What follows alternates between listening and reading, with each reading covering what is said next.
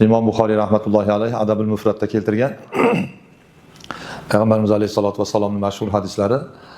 U zot aytadilarki, salasu da'vatin mustajabatun, da'vatul mazlumi va da'vatul musafiri va da'vatul validi ala waladihi. 3 kishining duosi ijobat bo'ladi deydi. Duo avvallar aytganmiz, banda bilan Xudoning o'rtasidagi muloqot. Bandani Robbisiga bo'lgan iltijosi. Alloh subhanahu va taolo Qur'onda ud'uni astajib lakum degan, sizlar duo qilinglar, men o'sha duoga javob beraman degan. Duo ibodatning iligi, kuchli joyi. Inson duo qilishligi bilan Alloh subhanahu va taologa o'zini qul ekanligini bo'yniga olgan bo'ladi.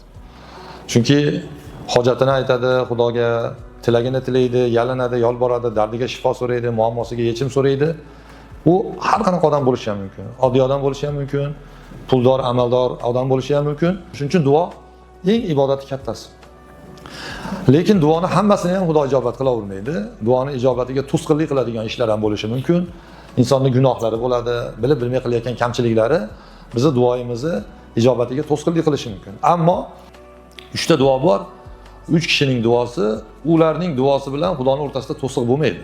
Ular qanaqa odam bo'lishidan qat'iy nazar, u duoga mane yo'q, to'siq yo'q. Birinchisi mazlumning duosi deydi. Nohaqlikka uchragan odam mazlum deyiladi. Qanaqa ko'rinishda bo'lsin, buni ahamiyati yo'q. Masalan, jismonan siz unga zulm qilib, uni haqqini poymol qilasizmi? Iqtisodiy jihatdan unga zulm qilib, haqqi poymol qilinadimi?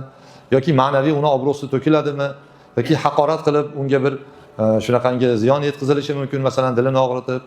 Nima bo'lishidan qat'iy nazar, agar nohaqlikka uchragan odam bo'lsa, o'sha mazlum Xudoga duo qilsa, Alloh taolo u duoni qabul qiladi. U mazlum garchi kofir bo'lsa ham deydi, hatto bo'lmasam kofirning duosi qabul bo'lmaydi.